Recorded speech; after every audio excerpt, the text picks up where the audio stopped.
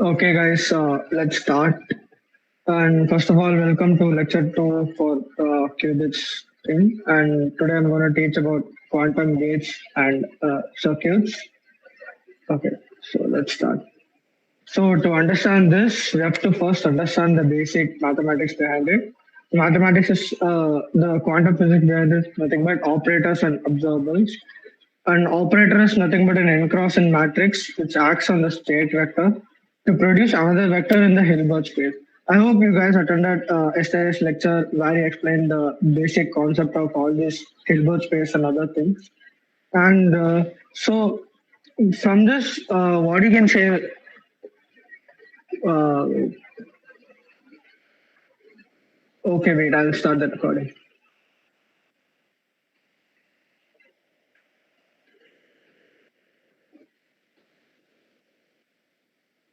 Yeah, it's being recorded from my side.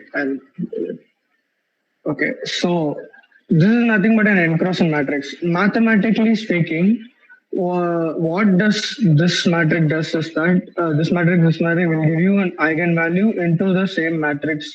Suppose this is AB, this will give the same AB, where this is the eigenvalue.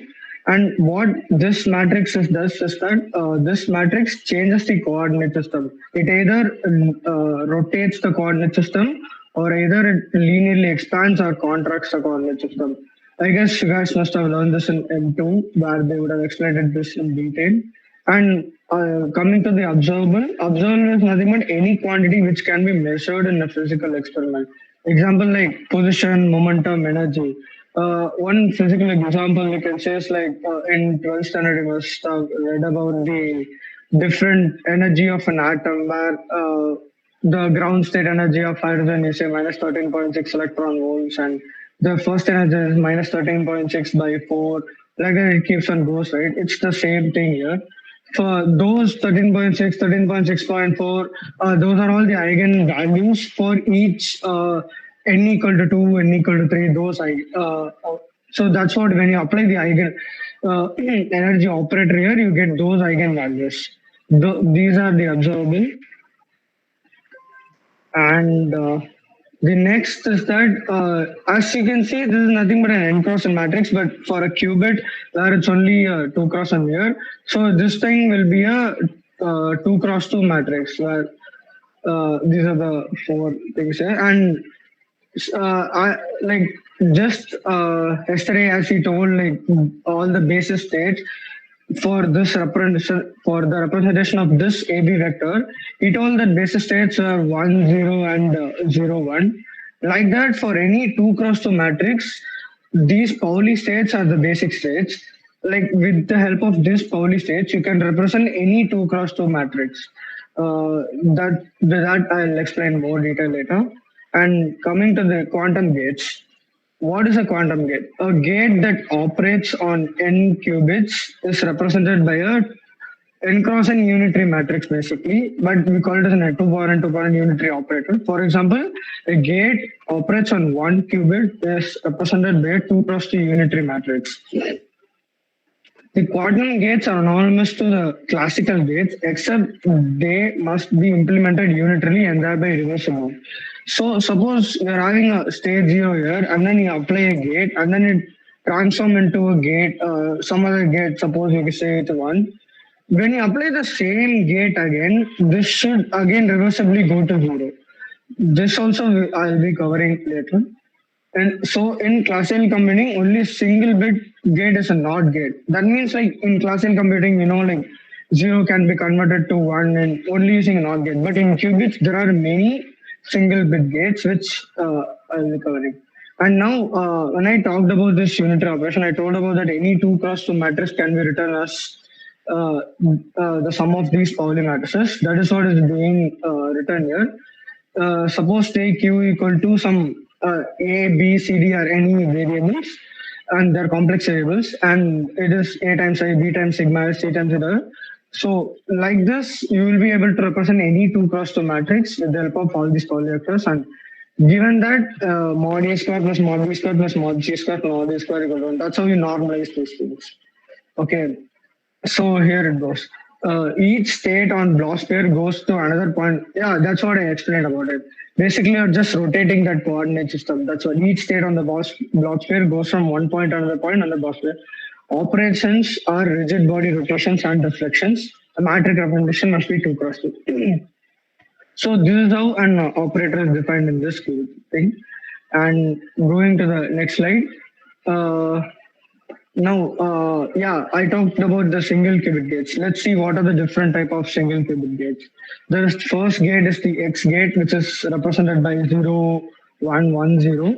And when you apply this X gate to this 0, so when you apply 0, 1, 1, 0 to 1, 0, this will give nothing but when you multiply this, it will give you 0, 1, which is nothing but since this is state 0 and this will be state 1. So that's how you're saying. And when you see the similarity with the classical computing, you can see this X gate is nothing but a NOT gate because it's just simply flipping from 0 state to the first state. And I talked about the reversibility, right? So when you apply this X gate to the one state, it converts into a 0 state again, which is again reversible. So that's how you define the X gate. And the Y gate is nothing but it is represented by 0 minus I and 0. And yeah, this again state as follows. When you again do the matrix multiplication over here, you will get I times 1 and Y times 1 is something but minus I times 0. And the next gate is the Z gate. Z gate is nothing but 1, 0, 0, minus 1. And when you apply Z gate, yeah, I'll explain this. When you apply Z gate to the 0, it will be 0. But when you apply Z gate to 1, it becomes minus 1. This Z gate is also known as the phase gate.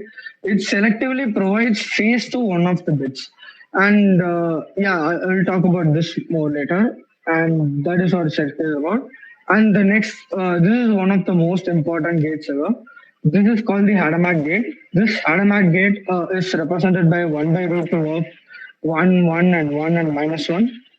And what it does is that when you apply heads to the 0 state, it converts into a state called the plus state. This plus state is nothing but a superposition of 0 plus 1 by root 2. This is what you get. And this, when you apply it to the state 1, it converts into a minus state, which is nothing but 0 minus 1 by root 2. So this how it explain. I'll explain this. Wait. Are you guys able to see this diagram properly? Can anyone of you reply? Hello. If possible, could you please zoom in? Okay. Wait. I'll zoom it. I'll zoom.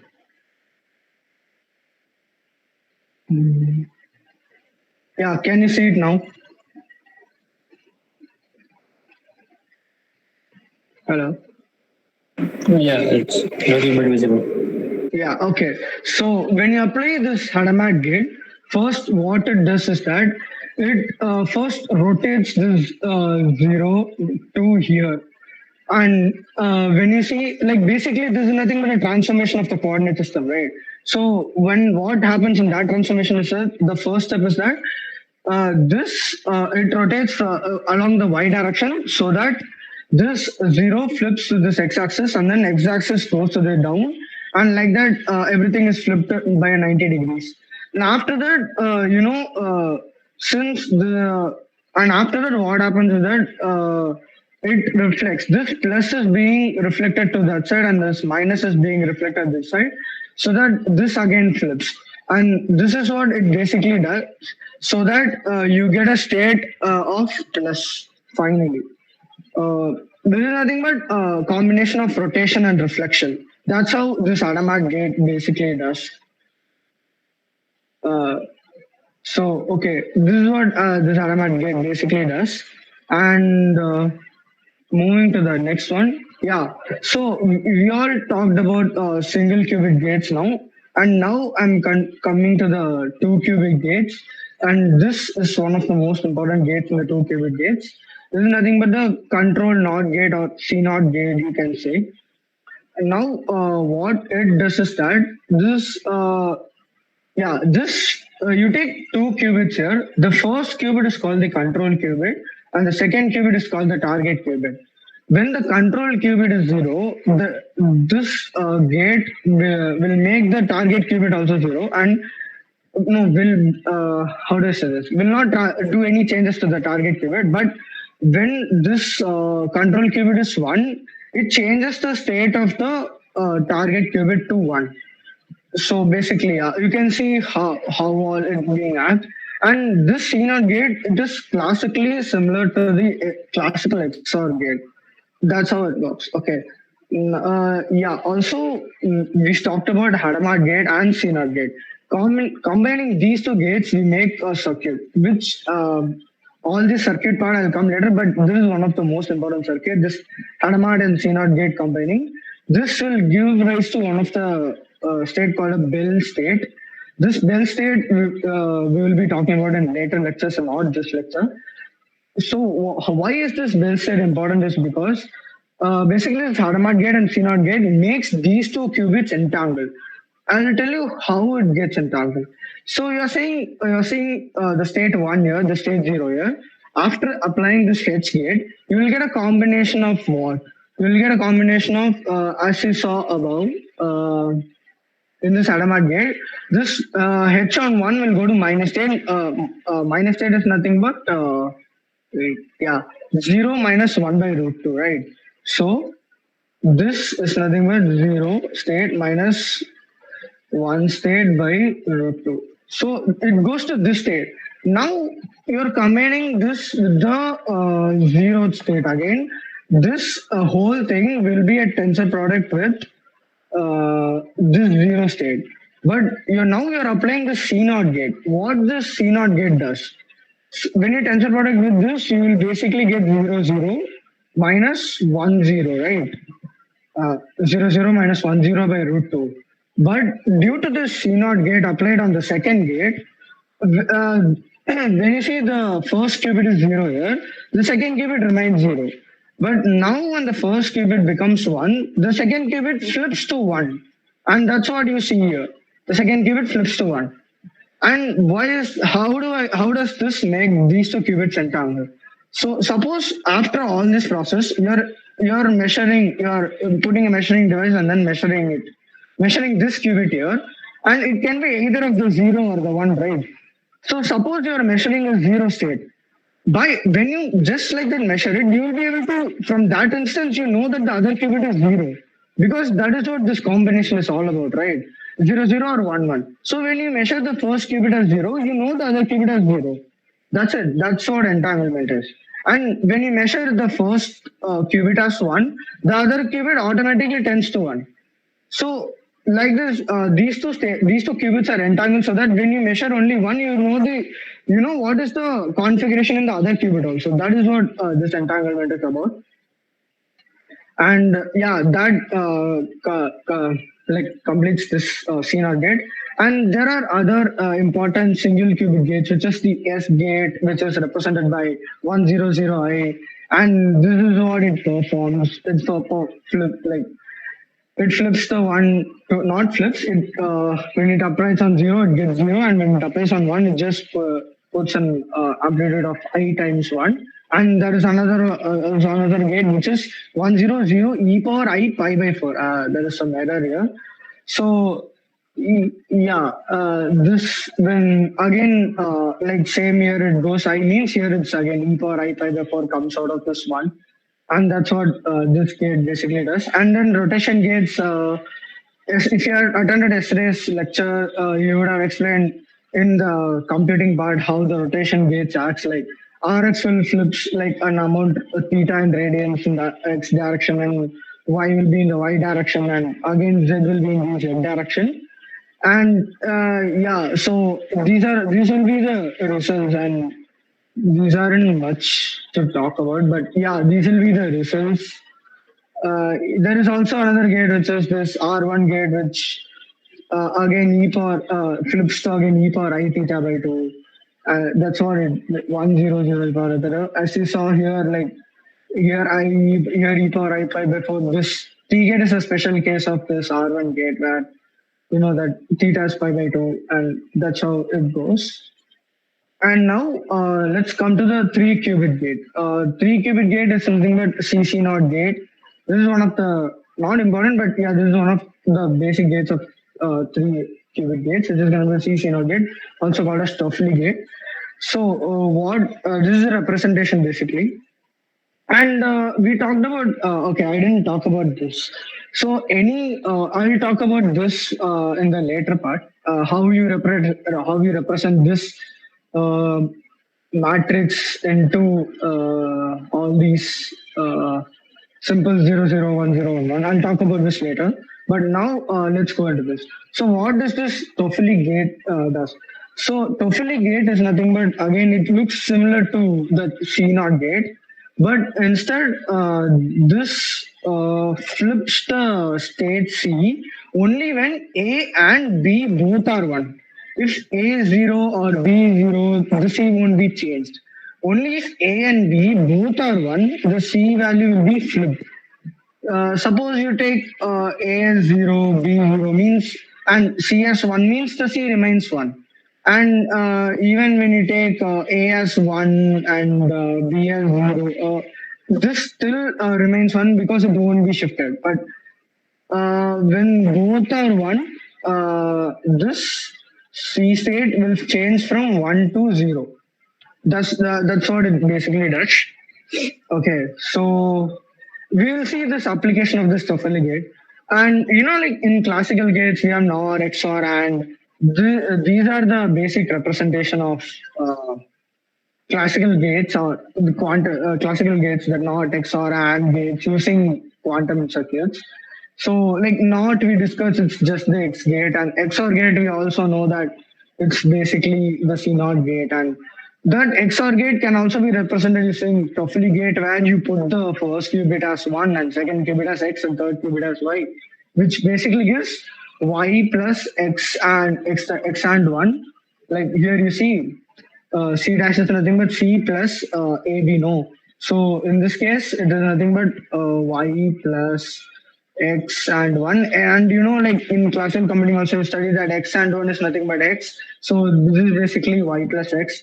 And there is also AND gate. AND gate is nothing but when you put the last qubit as 0, this becomes basically 0 plus. So when A and B is 1, then only this will shift the state, I told. No, so when you put the last qubit as 0, when A and B 1, the output will be 1. So that is what this is about. And next, we talk about quantum circuits. Yeah, coming to the quantum circuit. So what is this quantum circuit? A quantum circuit contains logic gates, like all the combination of gates, connected in a straight line, which do not represent any physical wires, but indicates the direction of the logic flow with time. Earlier time being the left. So yeah, that's what I talked about in all these cases, right? And even in building this Bell state also, like the logic flows from left to right, and it also flows linearly in time. You can't go back in time. And this is important because the next point what I'm saying will state this. Not the next point, maybe later. Yeah, the next point only. So unlike classical circuit does not allow any looping. Looping in the sense like in classical circuit, when you draw those flow charts and all, you do all this looping kind of stuff, right? When you do this and then you again connect it to this flow chart. This is not possible in quantum circuit because it flows linearly in time. If you want to do any looping, you have to go back in time and then you have to connect it to the previous state, which is not possible. So that is why looping is not possible in quantum circuits. Okay, and quantum circuits, basically all these things. A computational routine consisting of coherent quantum operations on quantum data such as qubits, a concurrent real-time classical computation, all these are same. So now it is an ordered sequence of, I told you, quantum gates, and then measurements and then resets. Yeah, we will talk about this measurements. So as I told you, like here you are measuring, these are, after making this logical table, now you have to measure. Where do you use these measurements? Like basically in computing, when you want to find compute anything using these results, like you'll store all these results in a classical register. Basically, initially while computing, you will store this in a quantum register, which does all this computing. After this, you measure this and then store it in a classical register to do the further computation part. That's how measurements are involved, and then research. All of which may be conditioned on used data from real-time classical computation. All these are like analogous to the classical computation. And now, what do you do with the quantum circuit? You basically run algorithms. There are particular algorithms which uses quantum computation, which will be covered in the later lectures and not here. And basically, that's what a computer does. All these are like basic introduction. Given a problem statement, how will you solve it for any general input? An algorithm is simply a sequence for well-defined instruction that a computer can execute. There are a bunch of other technical constraints like termination, correctness, but we don't have to worry about any of that right now. Okay. A quantum algorithm is just an algorithm which is based on quantum model of computation. I'll tell you, like there are other quantum algorithms like Grover's algorithm, Simon's algorithm, which I guess will be covered in the later part of the lecture, which for you don't, it's not required as of for this lecture. Okay, so how do you implement these algorithms? Like, yeah, I guess it's fine. These are first you initialize, define the qubits which will be working on, and then set them to the known state. Like as you said, like creating the bells. We said one has the first qubit has one and the second qubit has zero, and then apply all those gates in the sequence that will correctly implement the algorithm that you have designed for. And then you have to measure, choose a basis and measure, like whether you will get zero or one, and store it in classical registers, as I told. And then manipulation. You may need to manipulate these bits in the classical register to get your desired result. Now, talking about this circuits, let's talk about an half adder circuit. Maybe you guys can do this as an exercise. Like I'll tell you what an half adder circuit does. Uh, so half adder circuit takes two inputs and then gives one as the sum, one output as the sum, and the other output as a carry. And this is how the truth table for the half adder circuit will be. So if A and B both are zero, you can see when they both are zero, the sum is zero and the carry is also zero because there is no carry over here. And when A is zero, B is one, the sum is one because zero plus one is one. And the carry is nothing but zero. And I'll tell you, the sum and the carry, these are in binary, okay? They are not just like that in decimal, they are binary numbers. So, and 1 plus 0, sum is 1 and carry is again 0, so there is nothing. And the third one is 1 plus 1, 1 plus 1 is 2, but in binary 2 is written as 1 and 0. So in this case, the sum will be 0 and the carry will be 1. So that's how you define a half adder circuit.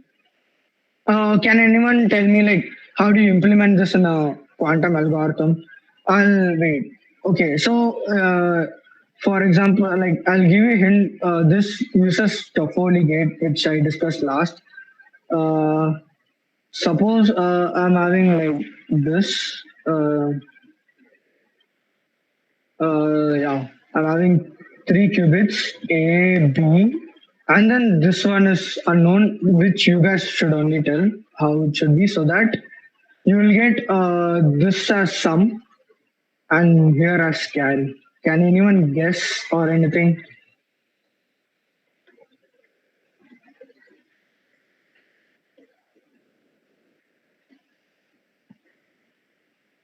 Like what type of gates you have to use so that you get sum in that place and carry in that place?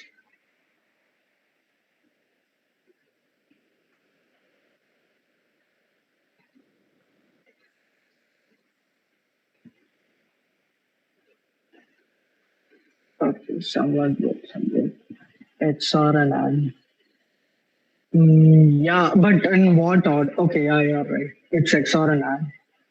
Okay, so that's what the answer is. So first one is the XOR, but yeah, you didn't tell about the third qubit, which I also forgot to mention. Okay, the third qubit must be zero. Okay, yeah, that you told it as AND. Yeah, that's right. Okay, so you can see this is an AND gate as you told, and this is an XOR gate between A B. And when you see, yeah, when A is zero, B will be zero, but when all this truth table will be satisfied exactly by this. So that means you'll get sum as this and then carry as this because zero plus when A B is equal to one in this truth table, when you can see that when both A and B are one, you'll get the carry as one, and that is basically the AND gate, and that's what this half adder circuit is. And then like you guys can do this as an homework, the full adder circuit. It takes three inputs A, B, and C in, and then you see like this is the sum and carry out, and uh, see this is like for three qubit system, and you guys can see the truth table, and then you guys can try this as an homework or something.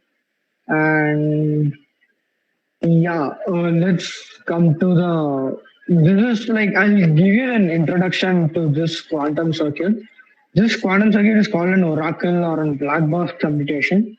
And this, you don't need to understand what is inside this UF thing. You represent it with as UF, but currently you don't need to understand what is inside this. But you have to understand what it computes and how it gives the output. And this will be used for later, like later, how do you implement the algorithms and stuff. And yeah, so I'll talk about this one. This oracle takes two inputs, x and y, and then with the help of this x, it computes f of x, and then this results, this gives the output as x and y plus f of x. So how do you exactly explain this? So when you input x and when you set x is equal to zero, when you said this register as zero, this is not. No wait. I mean, I guess here it is y. When you said y as zero, yeah, when you said y as zero, it will be y plus this f of x, which is nothing but zero plus f of x, which again gives f of x. And no wait, what am I talking? Okay. Wait, yeah, this is correct only. If we set x equal to zero, this output will be y plus. No, this is y only. I'm sorry for the mistake. This is y. So when you said y as zero, this will be y plus f of x, which is nothing but f of x only. This will give the output as f of x. And when you said y as 1, this is 1 plus f of x, which is nothing but the complement of f of x. And that's what it outputs as. And yeah, pretty much that's it. Because you will see the implementation of this oracle. My goal is to just give an idea about this, but implementation of this will be covered in the later part of the lecture. Not lecture, later part of the lecture series, you can see. And yeah, how do you code all this is using Qiskit, which is nothing but library in Python used for IBM quantum computers. You can use any quantum systems like, yeah, you can use any quantum system like, okay, basically useful. Now I will go on to some exercise part. Wait. And yeah, if you guys any have any doubt in this theory, you guys can ask now because I'll be going to the.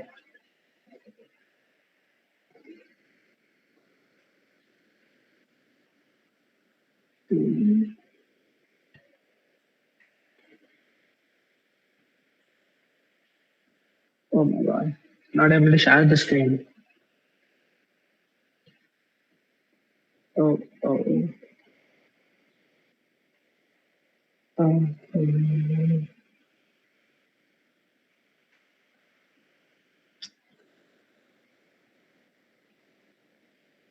I'll rejoin in a moment. I'm not able to share the screen.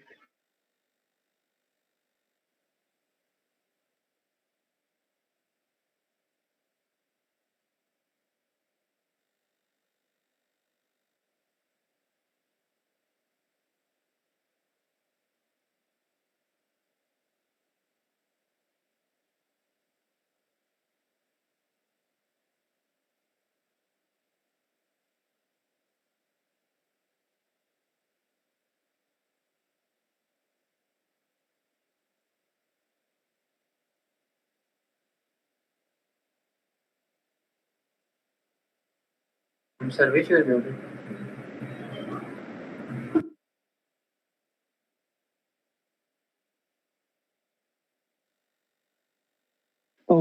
Oh, sorry, I was muted. I'm sorry. Okay, wait. Okay, now I'm audible, right?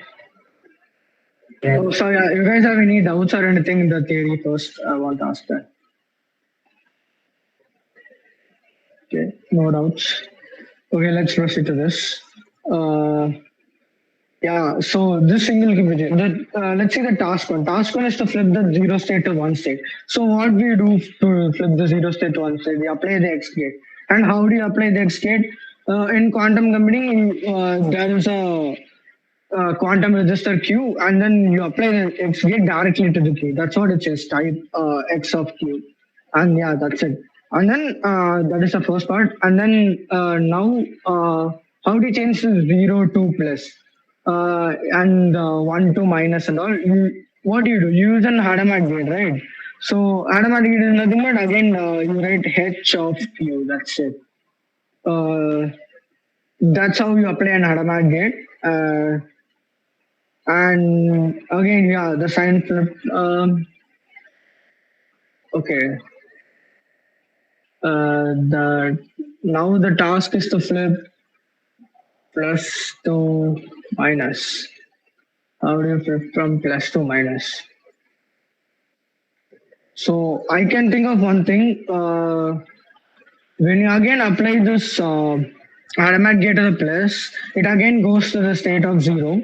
And from that state of zero, you put an X gate to convert it into one. And then from that one, you again put an automatic gate to convert it into minus. I guess that's how you can do this. Because all those gates are reversible. You can convert from plus to the initial state just by applying the gate again.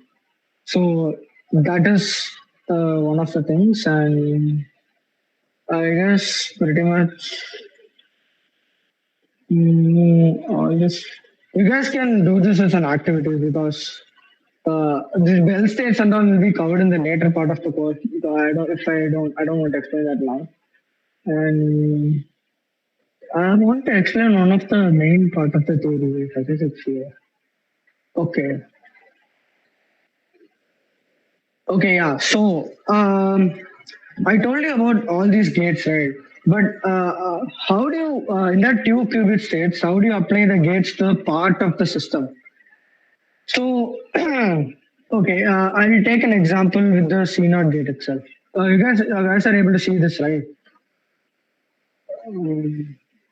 Yeah. Okay, so I'll explain about with the help of the CNOT gate. So what are we doing in the CNOT gate?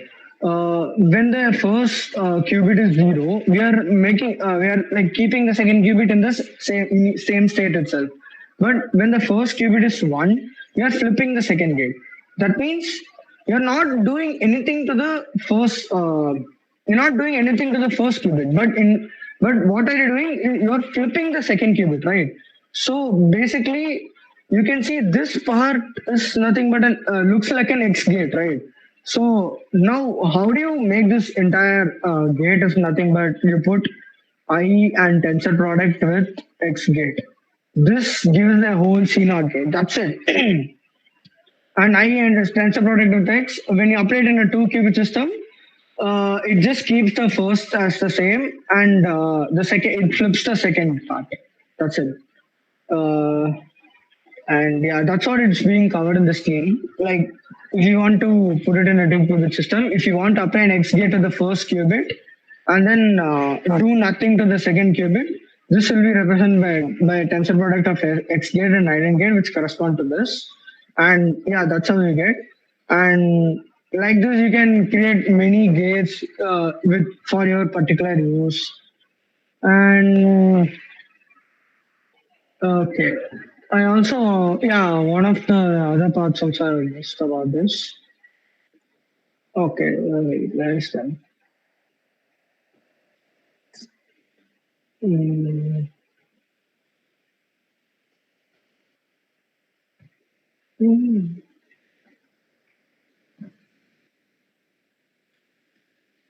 mm, mm, mm. Okay, this representation, I told you, no, this is being explained over here. Uh,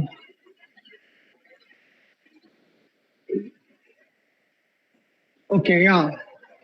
The Kedma representation. So recall, like, how do you write in 2 cross 2 matrix, right? It's nothing but bracket of this. Like in the previous lecture, as Pranav explained, like you can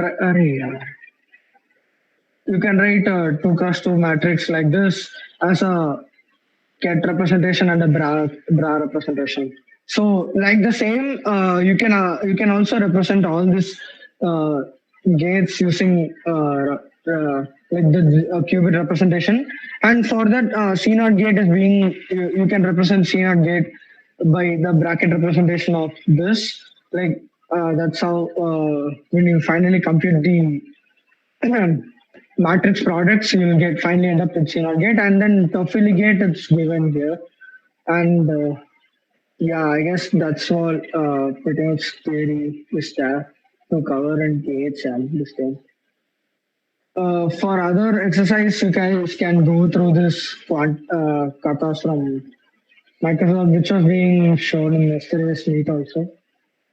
And yeah, that's it for today. I guess I'll finish it soon. If you guys have any doubts, you can ask, or we can end this section here.